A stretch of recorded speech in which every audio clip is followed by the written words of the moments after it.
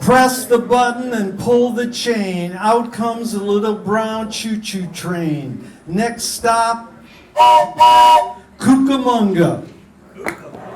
Mother's Heartbeat with Stinkfoot Orchestra. Thanks to Nick and his crew for hitting the big note tonight. Welcome to the Venice West, a real nice place to raise your kids up in beautiful downtown Venice. And thanks to the owners. They come from good families, but I don't know when they're wrong.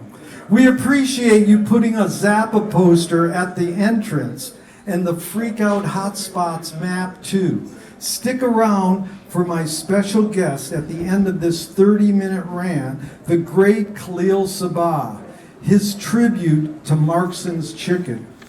Be sure to check his amazing 45-minute set of Frank Zappa songs on Beyond Baroque's YouTube channel from March, before the Freak Out Hotspots event with his wife, Ginger Smith, and his teenage son, Kylan. Guitar is way beyond School of Rock with Kylan. Kahlil evokes Frank Zappa's dedication to spawning the puppies. Arf. Don't miss this Hotspots map event in the future. Truly comprehensive deep dive into Frank's history in Los Angeles.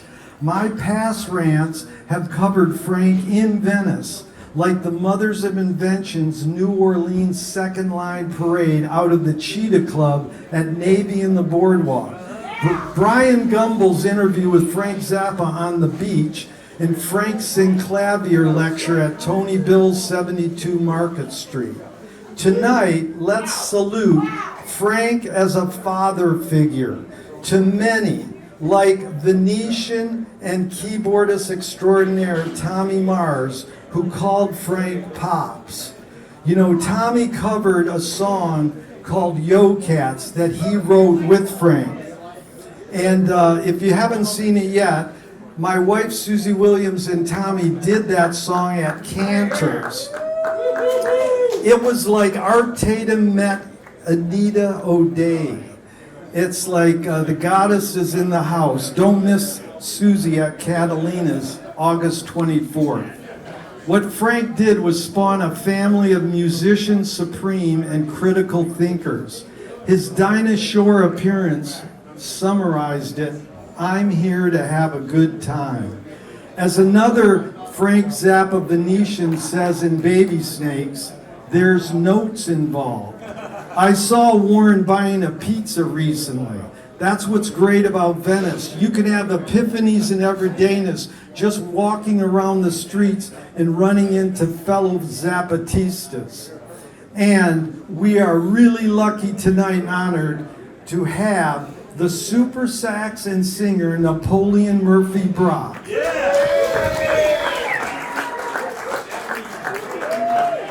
He reveals a lot on my podcast interview with him, how he leaves risk in the dressing room.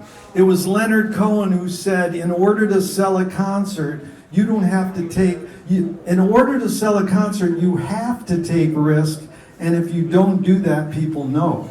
But Nappy's confidence is strong, from dancing and Manuka honey and much more. This perfect powerhouse really shines in the new Zappa film, Cheaper Than Cheap. Thanks to Nappy for your joyous energy. It is our lifeblood. And what about Ruth Underwood's vibes in Cheaper Than Cheap on Redunzel? There's a comment on YouTube, a listener thought he had his mistakenly set their playback speed up higher. No, it was just Ruth lightning musicality. And we even get a glance of artist Cal Schenkel, who's on my podcast next week, and the amazing Mr. Bickford, who camped in my backyard at the Fialka Funny Farm years ago, just blocks down the street on Lincoln Boulevard. He's in the art department in heaven right now, watching reruns of the Vikings with Kirk Douglas. Sorry, no Rondo Hatton was in that Hollywood movie. But Orson Welles was the narrator, another maverick who loved Venice. Frank Zappa was called the Orson Welles of rock in Vincent Canby's New York Times review of 200 Motels. That's Frank's first feature. Cheaper Than Cheap is Ahmet's first feature, and I told him a funny joke. Ask me about it later. It's like Gurdjieff said, laughter is the reconciliation of yes and no. So years ago, I was cracking up as I drove Frank to the dentist. I mentioned him quoting the Surrey with the Fringe on Top in a guitar solo. Frank quipped back, I heard all that shitty music. Frank Zappa taught me how to embrace contradiction and being conscious of Manipian satire. Kind of like Frank Zappa fan Bobcat Goldthwait said, you are what you hate. So I'm in the rabbit hole digging Richard Rodgers' influence on Frank Zappa. Rodgers wrote the song Surrey with the Fringe on Top in the musical Oklahoma, which revolutionized musical theater as narrative storytelling and not just stringing a bunch of songs together, much like Frank Zappa's approach. In Thingfish, Rhonda wonders what happened to Broadway. It used to be the wind rushing down the plain. Rodgers used the word sweeping. In 1977, the epic Punky's Whips, and check out our own Zach Tabori doing it in recent Dweezil shows with the rhapsodic quote, "Isn't it romantic?" Another Rodgers composition. Those lyrics are by Lorenz Hart. Richard Linklater's new film, Blue Moon, is all about Hart.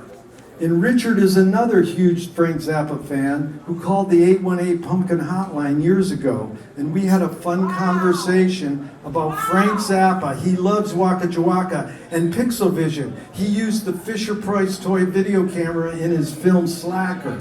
It was through Cindy Lamb, press kitten extraordinaire, who showed Frank one of these toy video cameras years ago, which led me to sustain the Pixel This Film Festival. November 16th is our 35th year. I even filmed Frank Zappa on one of these toy cameras at a pro-choice rally in West LA on Pixel Vision. He was stressing how we should keep the government out of our underpants. So in Lumpy Gravy, we hear a voice go, almost Chinese, huh? Evoking Richard Rodgers' flower drum song, fast marimba notes with intricate melodies. Rodgers wrote the theme for Victory at Sea. Elliot Ingberg loved that bombastic, stirring music by Rodgers. We must salute Elliot, who passed in January. He was on the cover of Freak Out. He played the incredible Alice in Blunderland solo for Captain Beefheart. He wrote the song Don't Bogart That Joint, My Friend. He spawned the slide guitar stylings of Lowell George and Bonnie Raitt. He was jamming with Hendrix, and Jimmy's jaw was on the floor. Probably the greatest Jewish blues guitarist since Mike Bloomfield. Hello, Elliot Ingberg. Listen to his solo album on YouTube. It's called The,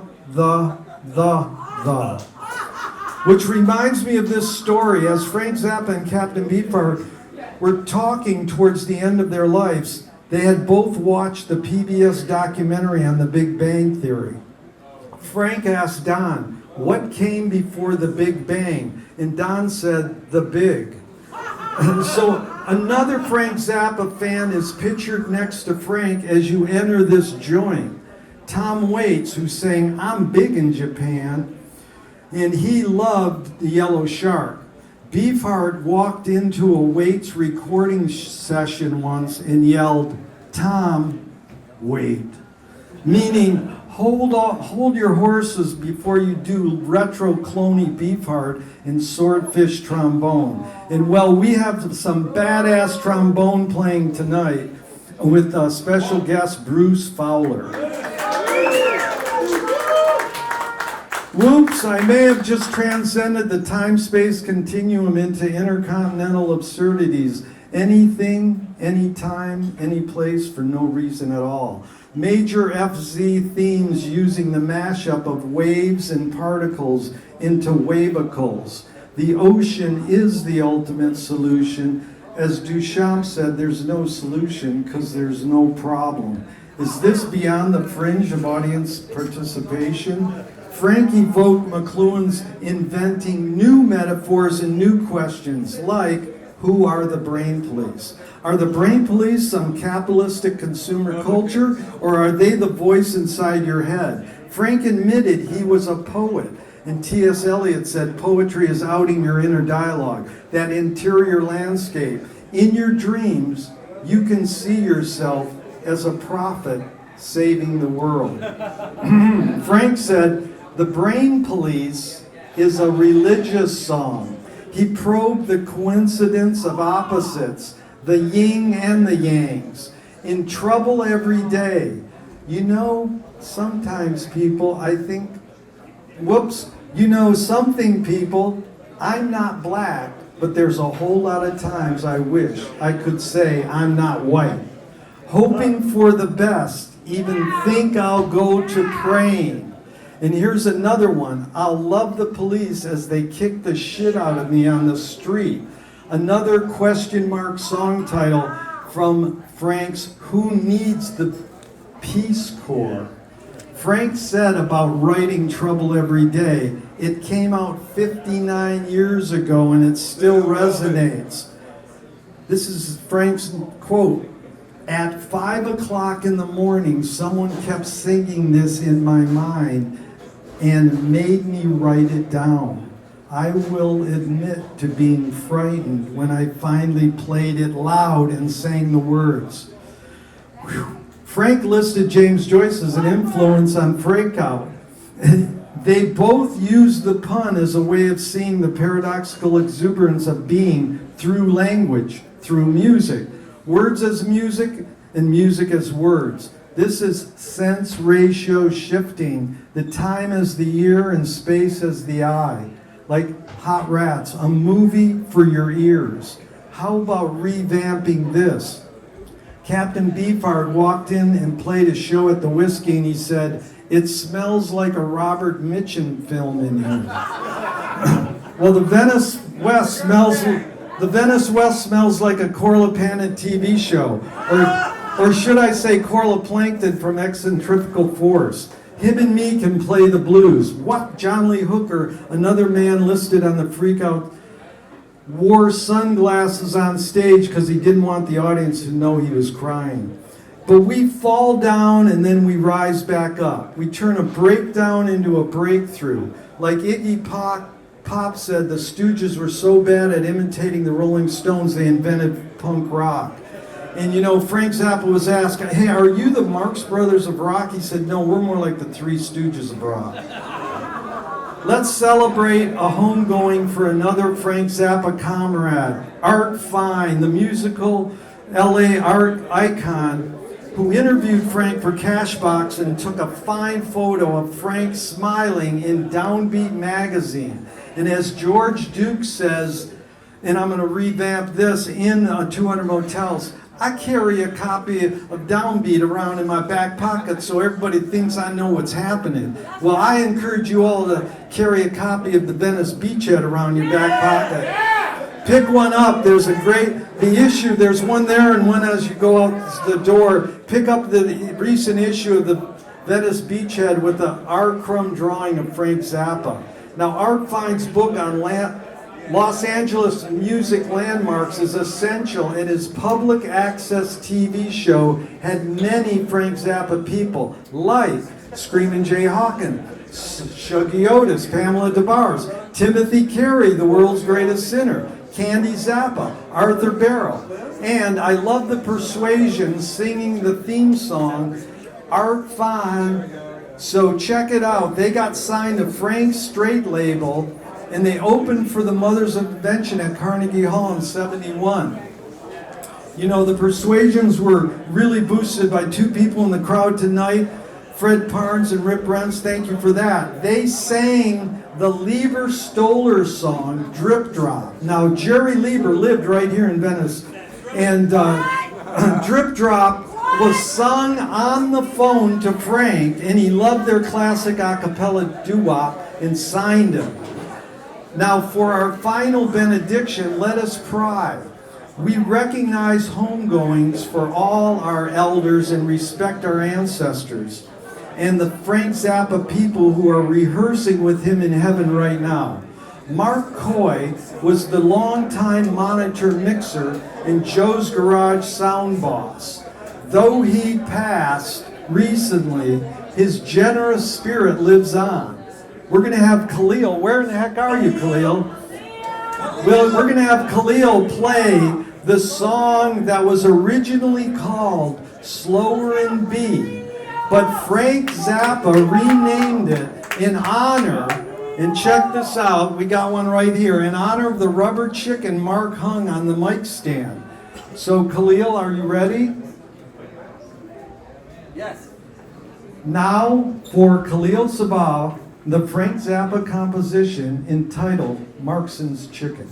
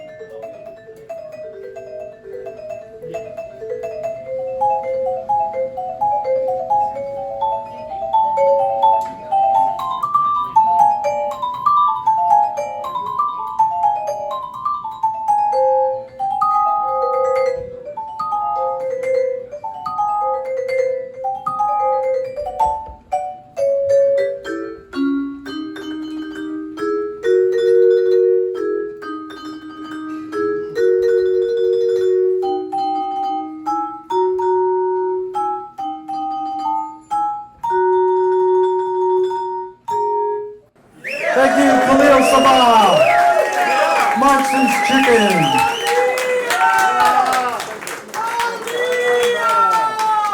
Thank you, Kahlil. You're too heavy to play this comedy music. We also want to salute Tom Fowler and, well, actually, I forgot this line. Kahlil, the present-day percussionist, refuses to die. And the other person in that regard was Ed Mann, passed away. He's drawing sci-fi cartoons of Scott Nectar Tunis on Cloud 9 right now. Scott recognized Frank Zappa's real storytelling in Hutchintude, Billy the Mountain, Joe's Garage, Thingfish, and The Ultimate, The Adventures of Gregory Peckering. As Billy Wilder said, make the subtleties obvious. Frank divulged a cosmic love pulse matrix. Let's put Mr. Zappa as Norman Desmond, Billy's classic film, Sunset Boulevard, well, we'll call it Lincoln Boulevard. Here's Frank's rewording. There is nothing else, just us and the music and those wonderful people in the dark. Frank's blue light will guide us. May the Lord have mercy on the fate of this concert. What will you do if the Stinkfoot Orchestra lets you go home? Thank you very much.